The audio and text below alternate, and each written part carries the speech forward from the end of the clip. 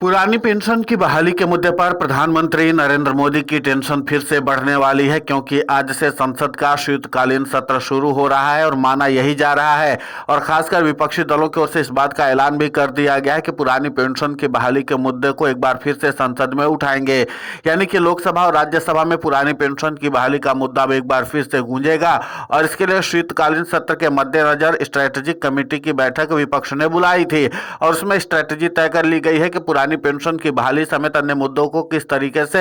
संसद में उठाया जाना चाहिए और साथ ही इस बात पर भी स्ट्रेटेजी बनी है कि इस बार सिलसिलेवार तरीके से एक एक मुद्दे को उठा करके केंद्र की नरेंद्र मोदी सरकार को घेरा जाना चाहिए और इसी के साथ सरकार के ऊपर इस बात का भी दबाव बनाया जाना चाहिए कि पुरानी पेंशन की बहाली के मुद्दे पर अब सरकार को अपना निर्णय बदलने की जरूरत है। इसी के साथ यूनिफाइड पेंशन स्कीम की विफलता को भी अब पूरी तरीके से विपक्षी दलों के सांसद उजागर करेंगे देश की संसद के अंदर। तो माना यही जा रहा है कि पुरानी पेंशन की बहाली के मुद्दे पर सरकारी कर्मचारियों के दो बड़े राष्ट्रव्यापी आंदोलन होने के बाद जिस तरीके से व्यापक असर विपक्षी दलों के ऊपर हुआ है, उसी का नतीजा अब यह है कि विपक्षी दलों ने भी पुरानी पेंशन की बहाली के मुद्दे को उठाने के लिए तैयारी कर ली है। तो माना यही जा रहा है कि पुरानी पेंशन की बहाली का मुद्दा एक बार फिर से देश की संसद में गूंजने वाला है और जाहिर सी बात है कि अभी नवंबर के महीने में ही सरकारी कर्मचारियों ने दो बड़े आंदोलन करके सीधे तौर पर सरकार के खिलाफ बिगुल फूंका ही था कि उसके बाद अब पुरानी पेंशन की बहाली के मुद्दे को लेकर के विपक्षी दलों के सांसदों ने भी नया ऐलान कर दिया है। अब ऐसे में देखना महत्वपूर्ण होगा कि प्रधानमंत्री नरेंद्र मोदी इस पूरे मामले को लेकर के क्या कुछ करते हैं।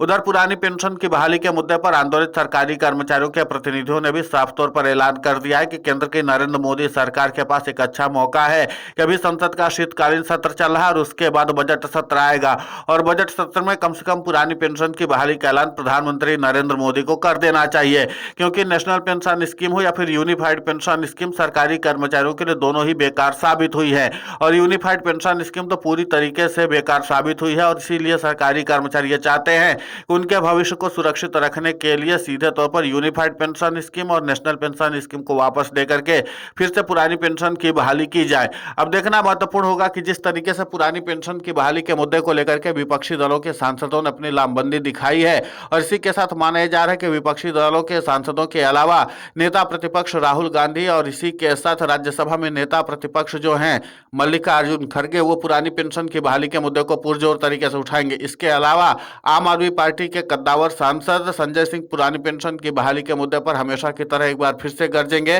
तो माना यह जा रहा है कि पुरानी पेंशन की बहाली के मुद्दे पर अब दोनों सदनों में गहमा गहमी देखने को मिलेगी और इसी के साथ समाजवादी पार्टी के भी जो प्रमुख सांसद होंगे वो पुरानी पेंशन की बहाली के मुद्दे को उठाएंगे। तो यानी कि कुल मिलाकर के पुरानी पेंशन की बहाली के मुद्दे पर वार या पार की लड़ाई शुरू होने वाली है और इसी के साथ प्रधानमंत्री नरेंद्र मोदी की भी चुनौती बढ़ने वाली है, क्योंकि एक तरफ पुरानी पेंशन की बहाली के मुद्दे पर आंदोलित सरकारी कर्मचारियों ने नवंबर के महीने में दो राष्ट्रव्यापी आंदोलन करके सीधे तौर पर केंद्र की नरेंद्र मोदी सरकार को चुनौती दी है। इतना नहीं, पुरानी पेंशन की बहाली के मुद्दे पर आंदोलित सरकारी कर्मचारियों के प्रतिनिधि जो राष्ट्रीय राजधानी दिल्ली आए थे, उन्होंने इस बात का साफ तौर पर ऐलान कर दिया था कि हम लोग यहाँ से जा तो रहे लेकिन राज्यों की राजधानी में भी पुरानी पेंशन की बहाली के मुद्दे पर आंदोलन शुरू करेंगे। तो कुल मिलाकर के पुरानी पेंशन की बहाली के मुद्दे को लेकर के एक तरफ सरकारी कर्मचारी सड़क पर लड़ाई लड़ रहे होंगे तो दूसरी तरफ पुरानी पेंशन की बहाली के मुद्दे पर ही केंद्र की नरेंद्र मोदी सरकार को संसद में भी घेरा जा रहा होगा। यानी सड़क से लेकर के संसद तक अब ओपीएस की लड़ाई शुरू हो चुकी है और माना यही जा रहा है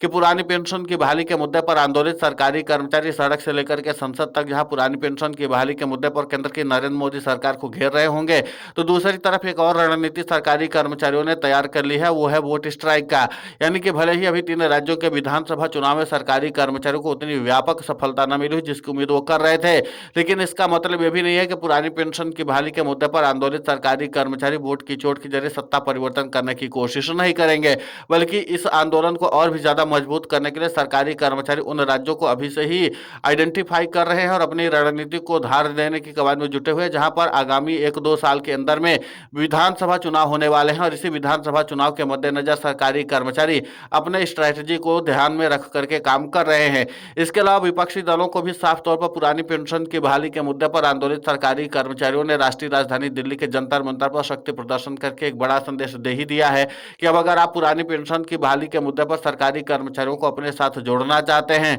और अपनी चुनावी रणनीति को धार देना चाहते हैं, तब सरकारी कर्मचारियों के मुद्दे को मुखरता के साथ उठाने की जरूरत आन पड़ी है। तो कुल मिलाकर के विपक्षी दलों के सांसद अब पुरानी पेंशन की बहाली के मुद्दे को देश की संसद में फिर से उठाएंगे और इस मामले पर गहमा गहमी भी देखने को मिलेगी। हालांकि आपको बता दें कि इसके पहले मानसून सत्र में भी पुरानी पेंशन की बहाली के मुद्दे को लेकर के विपक्षी दलों के सांसदों ने जबरदस्त तरीके से अपनी सक्रियता दिखाई थी, और न सिर्फ सक्रियता दिखाई थी बल्कि सीधे तौर पर केंद्र की नरेंद्र मोदी सरकार को घेरा भी था। लेकिन अब आपको यहां पर बता दें कि पुरानी पेंशन की बहाली के मुद्दे को लेकर के कांग्रेस के पूर्व राष्ट्रीय अध्यक्ष और लोकसभा में नेता प्रतिपक्ष राहुल गांधी ने कोई बात नहीं कही थी। इसी के साथ राज्यसभा में नेता प्रतिपक्ष जो हैं मल्लिकार्जुन खड़गे, उन्होंने भी पुरानी पेंशन की बहाली के मुद्दे को लेकर के कोई बात नहीं की थी। लेकिन अब माना यह जा रहा है कि पुरानी पेंशन की बहाली के मुद्दे को लेकर के दोनों ही नेता काफी ज्यादा संजीदा है, और यही बात है कि अब पुरानी पेंशन की बहाली के मुद्दे को लेकर के जिस तरीके से कांग्रेस ने बिहार में अपना दांव चला था और उसके नाते से उसके वोट प्रतिशत में भी इजाफा हुआ, तो कांग्रेस को लगने लगा है कि अगर हम भी अगर अपने जवाबदेह नेता के जरिए पुरानी पेंशन की बहाली के मुद्दे को उठाते हैं तो जाहिर सी बात है कि हमारा वोट बैंक मजबूत होगा। अब इन्हीं सब बातों को ध्यान में रखते हुए पुरानी पेंशन की बहाली का मुद्दा एक बार फिर से देश की संसद में गूंजने वाला है। और आपको बता दें कि पुरानी पेंशन की बहाली के मुद्दे को लेकर के प्रधानमंत्री नरेंद्र मोदी की भी बैठकों का दौर शुरू हो चुका है। प्रधानमंत्री नरेंद्र मोदी के तमाम आला दर्जे के अधिकारियों के साथ बैठक करके इस बात की जानकारी भी एक बार फिर से जुटा रहे हैं कि आखिर किस तरीके से यूनिफाइड पेंशन स्कीम को आगे बढ़ाया जाए, क्योंकि यूनिफाइड पेंशन स्कीम लगातार बट्टे में जाती चली जा रही है। और इसी के नाते से प्रधानमंत्री नरेंद्र मोदी के भी हाथ पांव फूलने लगे हैं, क्योंकि जाहिर सी बात है कि प्रधानमंत्री नरेंद्र मोदी की महत्वाकांक्षी पेंशन योजना यूनिफाइड पेंशन स्कीम जो है पूरी तरीके से डूब चुकी है, और सरकारी कर्मचारियों ने इसको सिरे से खारिज कर दिया है। यानी कि लगभग 24 लाख सरकारी कर्मचारियों में से महज 74,000 सरकारी कर्मचारियों ने ही पुरानी पेंशन की बहाली के बजाय सीधे तौर पर यूनिफाइड पेंशन स्कीम को स्वीकार कर लिया है। अब देखना यह महत्वपूर्ण होगा कि जिस तरीके से यूनिफाइड पेंशन स्कीम पूरी तरीके से फ्लॉप साबित हुई है, और इन सबके बीच में प्रधानमंत्री नरेंद्र मोदी लगातार बैठकों का दौर आयोजित करके आला दर्जे के अधिकारियों के साथ मंत्रणा कर रहे हैं,